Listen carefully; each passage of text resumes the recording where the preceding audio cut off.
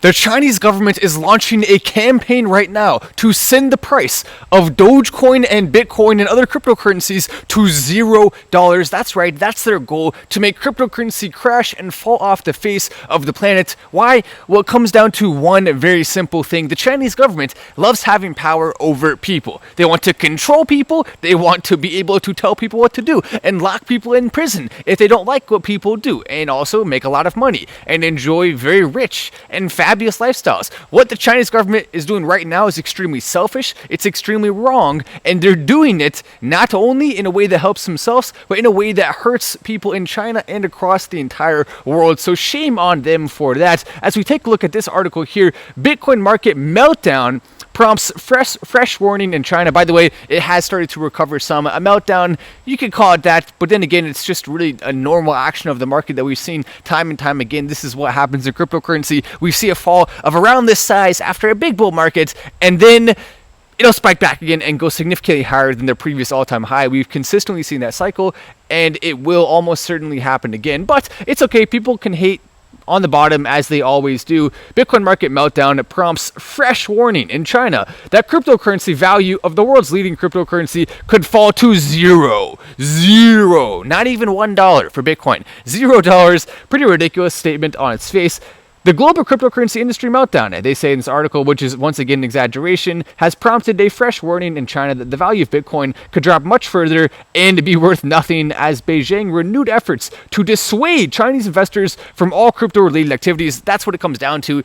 They don't want people in China investing, and their bans thus far, which have tried their best to stop people from investing in China, have not been working. That's what this tells you. What this tells you is that there are still people in China who, despite the government's wishes, are investing and using cryptocurrency, which is awesome, because that means they can go outside of the government's control and buy things. Imagine if the government does not allow you to buy something like a train ticket, or food even potentially, who knows?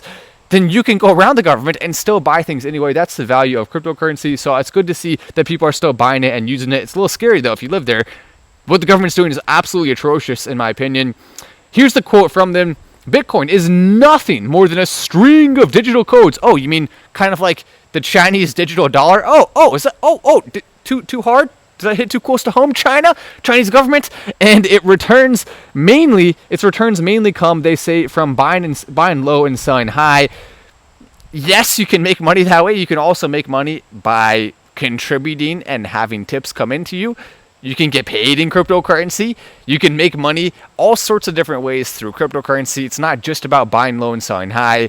You can also hold for the long run and just use it as a normal currency. You don't even have to sell it at all. You can just spend it. There's a lot of things you can use it for. So they're completely and totally wrong here. And I will say one big advantage of cryptocurrency. So the other day, I was trying to buy something online, and I was thinking, I really don't want this dang website having access to my credit card info. What if they try to steal it? Who knows? And then I saw they had an option to pay with crypto. And I was like, boom, there we go. Easy peasy. So instead of putting in my credit card info, which could potentially get stolen, all I had to do was send the appropriate amount of crypto to them. And then in exchange, I got the thing. Boom, there we go. We're done. It's that simple. You don't have to worry about someone stealing your information. You don't have to worry about someone taking all of your stuff.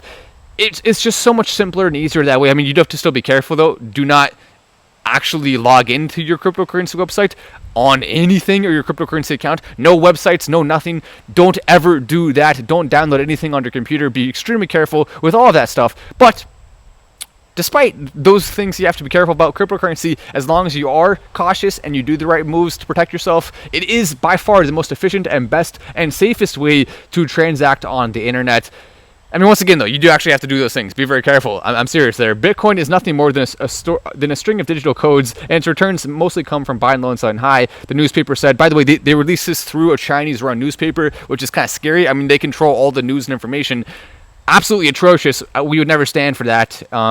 We should never stand for that anywhere in the world. In the future, once investors' confidence collapses, or when sovereign countries declare Bitcoin illegal it will return to its original value, which is utterly worthless. Notice how they're using this strong language because they want to scare you. Sell your cryptocurrency. Why? So we can have more power. That's what it really all comes down to. We want more power. We want more money. We don't want you to have any ability to go against us. Therefore, cryptocurrency bad, utterly useless.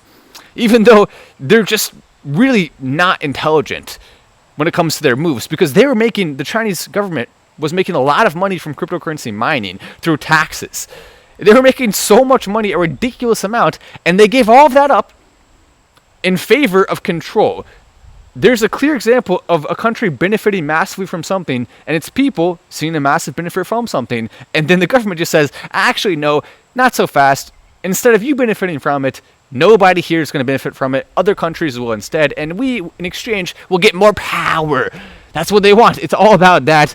Pretty ridiculous. I mean, if some of them had invested in it, then they would probably be supporting it right now. Kind of silly to think about that. But also, the other thing they said, so they don't even know what's going to happen. Like, it's not like they're saying, oh yeah, the countries are all going to ban it. Expect that. No, they're saying, one of these things could happen. You see, like, it could be that investors' confidence collapses, or maybe the countries will all ban it. Who knows? Oh, which countries is that are going to ban it? You mean India? I mean, it's possible, but it doesn't seem likely there will be an outright ban in India. It's pretty dang hard to ban something on that scale in that country. They also don't have the same type of enforcement of going to prison and actual real consequences that China has. So if India does try to ban it, most people would still just use it anyway. They don't really care about the rules as much in India because they're not as strict as they do in China. So what? It's not going to happen really there, at least not to any large scale. What about the United States? Well, no. A lot of people in the United States government are already starting to support cryptocurrency. We've seen huge amounts of money coming in from it. There has been a general consensus that cryptocurrency is helpful and can be good for the world. So it's not going to happen in the US. What about other Western countries? That seems unlikely as well, because people would absolutely be upset, and rightfully so. So why would any politician who is elected fairly choose to do that? The only places that will potentially ban it are places where they do not have a fairly elected government, like maybe Russia. It could go into banning it, but I doubt they will, because now they need cryptocurrency because they're doing some bad stuff on the world scale, and they need a way to go around that, and they need a way to have independence from the world economy. That's not going to mean they're going to benefit necessarily too much from it, but they still do need something, and that's what they're going to do. It would either be that or something else. They seem to be choosing that. They could also make their own thing. Who knows what they want to do? But anyway, so Russia's probably not going to ban it. Who else? North Korea. Okay, there we go. There's one. North Korea can ban all they want, but they, unfortunately, sadly for the people there, don't even have access to the internet. So, I mean, it's just ridiculous that China's trying to make these claims. They have no clue they're talking about, and we can see through it. It's a greedy power grab, as usual, from the Chinese government, because that's all they can do over there. Very sad indeed, and I'm happy to call them out. By the way, I'm never going to go to China after saying all these things. Why would I? I don't even want to go there in the first place. But yeah, like, imagine Matt Walsh walks into China and they're like, all right, jail right there. Like, you can imagine the shot, the meme, whatever, the footage rather. Shot sounds like a scary term. I just meant like a camera shot, but whatever. Hopefully it's not a real one. That would be even worse. But I imagine like I get off the plane, I step one foot into China, and they're like, all right, you're under arrest, jail. They just throw me into prison. I could certainly see that happening. I mean, whatever. That's why I'll just stay here and criticize you. I'm not. I'm just a simple cryptocurrency YouTuber. I'm not ready to hang out with Chinese prison members and get Chinese prison tats or whatever they do over there. I mean, that's probably not good, but whatever. That's what happens, I guess. Then we also saw this. Shiba Inu is starting to get some more attention lately as large transactions over $100,000 have risen 880%. Shiba Inu coin is seeing a little bit of a resurgence right now, which is very interesting to watch. Now, Dogecoin, on the other hand, is also continuing to see some nice action upwards as Elon Musk has pledged his support recently. And a lot of people are wondering, well, why did he do that? Well, it's very simple. When the lawsuit happened, Elon Musk wanted to let people know that he's not going to let a frivolous lawsuit that's not going to go anywhere deter him from supporting Dogecoin. So that obviously is awesome to see. And beyond that, it is also interesting to watch Shiba Inu, because a lot of people who invest in Dogecoin don't like Shiba Inu, and I completely get that. But at the same time, I want to see all cryptocurrency for the most part, with a couple exceptions, including Ratcoin and SafeMoon doing well. I want to see it spiking. And Shiba Inu coin, typically speaking, what we have seen in the past is when it goes up, then Dogecoin does as well. And so even though I'm not a super big Shiba Inu coin person, I still like to see it doing well, and I want their community to succeed, not only because it will help the Dogecoin community, but also because it's just fun to watch stuff like that happen, especially because it makes people who hate meme cryptocurrencies upset, especially because they don't understand that meme cryptocurrencies, just because of that nature, that doesn't mean they don't have value. In fact, a lot of them have even more value. And it in large part comes from that, but also comes from other very, very, very, I guess you could say, tangible things. Things that are real, things that actually work. Like, for example, Dogecoin's ability to be used as a currency. I just paid for something in Dogecoin the other day online, and I loved it. It was a lot of fun. Why wouldn't you do that? Of course you would. Then, as we continue to watch this, according to CoinMarketCap, we have seen the coin Shiba Inu trading at 0.0001, which is a lot of zeros in front of it. It has gone up 28.79% this week. Dogecoin also going up massively, and 8.1% in the last 24 hours. Dogecoin actually going up more than that, believe it or not. But if you look at the top 100 wallets, an increase of 16.67%, which is higher than the percentage increase that we saw. So Shiba Inu coin is right now getting a nice additional boost from the top wallets, which is something that typically with Dogecoin, it comes from groundswell support. It's not as many top wallets. Shiba Inu coin is more top heavy, and some of those bigger investors do control to some degree what happens with the price. And when they buy a lot, which they do sometimes, then that's what happens. So we'll continue to watch for that and see where it goes. But as we watch all of the things that are happening in the crypto market, it's very important that we make sure to remember whatever the heck you do not under any circumstances buy a giant bathtub of physical Dogecoins and try to dive into it like Scrooge McDuck, because if you do, you will break your nose. Don't do that. It's very bad. I get it. It's tempting. You want to dive into a giant tub of Dogecoins. Why wouldn't you? Who wouldn't? I've thought about it many times. In fact, I may or may not have filled an entire tub full of Dogecoins and gotten ready to dive in by standing on top of the diving board with my hands like this, about to go in, and then thought twice about it and realized that I did not want to break my nose, and then stopped it. But regardless of if you have actually gone through those motions or not, you should still make sure to take extra caution not to jump into a giant pool of anything that's metal, especially Dogecoins, because they have some sharp edges, potentially. So be careful. Do not jump into giant pools. Instead, just enjoy your winnings a different way. Maybe if you find some foam Dogecoins, you can jump into those. That'll be better. In fact, every single foam pit across the country should, of course, use Dogecoin foam rather than normal, boring foam. Smart. Why don't they do that? There we go. That will allow all of us to fulfill our dreams of jumping into a giant pool of Dogecoin without breaking our nose. That sounds pretty dang good. Take a look at this. Enormous outflows from largest Bitcoin ETF may have triggered the BTC crash. Don't miss CoinDesk's Consensus 22. The world's largest Bitcoin spot exchange traded fund lost half of its assets under management last Friday, which might have exacerbated Bitcoin's crash on Saturday. The purpose Bitcoin ETF saw an outflow of 2451 Bitcoins, 24,510 BTC. That's a heck of a lot on Friday. That means a huge amount of selling going on. Severe redemption in a single day since the fund made its debut on the Canadian Stock Exchange in April of 2021, according to the Norway-based Arcane Research. The outflows mean that the fund had to sell about 500 million in BTC at Friday's price, adding the selling pressure in an already shaky crypto market. Basically, they're getting called out right now for huge amounts of sells. And by the way, not every single ETF had huge amounts of sells. Some ETFs are starting to buy the dip. So it's really all across the board. But when you see big money coming in, they have no emotions attached to holding. They just simply will sell all willy-nilly, and it turns out that was actually probably the wrong decision, and now it has bounced back in a big way. So they had to sell, force sells because of the price going down and breaking through some of those limits, which then caused an influx of people wanting to buy back in. So that right there is one of the reasons we saw the spike back, and one of the reasons why I predicted that if it did fall below 21K for BTC, and it did fall below 5 cents for Dogecoin, it would not stay there too long. Now, Bitcoin still is technically at around that level. It's not actually over and passing massively the 21K mark, but it still is at around that level, which is right where we were expecting it to be, to a close degree of action. Now, it's not 100% on point, but close enough. The enormous outflows are likely caused by a forced seller in a huge liquidation Arcane analyst Velt Lund wrote, the forced selling of the 24,000 BTC could have triggered BTC's move down towards the 17,600 this weekend, which of course it then bounced back from. So that's some good analytics right there. ETFs, watch out. They may be selling and causing crashes, but you know what? It is what it is. I mean, they still bought in the first place, which caused it to go up. So I mean, I guess we can't hold it against them too much. Also, wow, that looks delicious. I'm gonna have to go get whatever the heck that is pretty soon. I don't know. Is that free advertising? You better pay me. Pay me.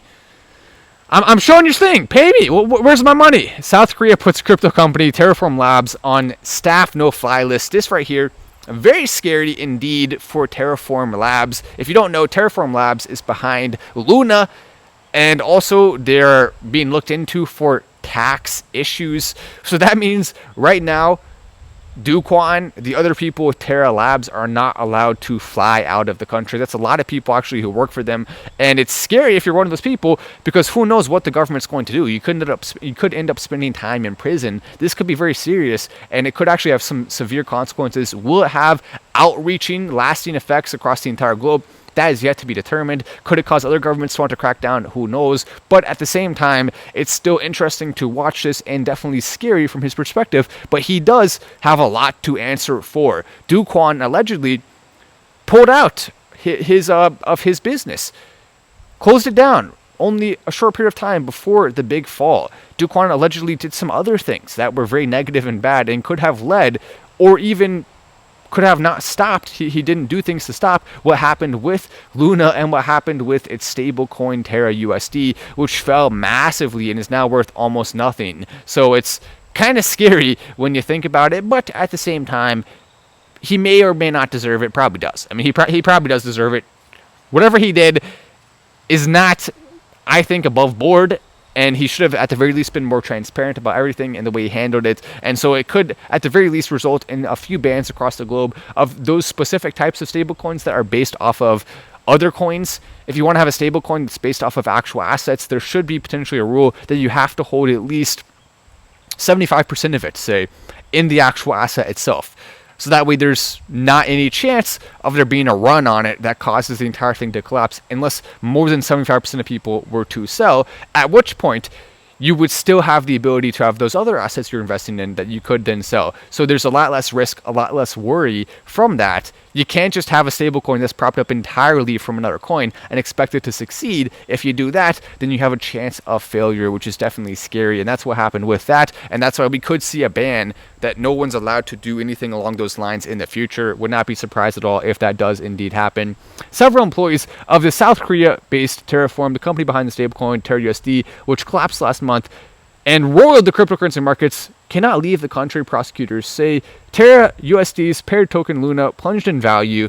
An official at South Korea's Supreme Prosecutor's Office, who declined to be named, as is customary in South Korea, said multiple Terraform Lab staff have been put on the no-fly list. So that's where the information came from, and we'll continue to watch this. We also have this coming out. A Terraform Lab spokesperson said in a statement, "We are not aware of the details of the reported ban." So they don't even know why it's happening.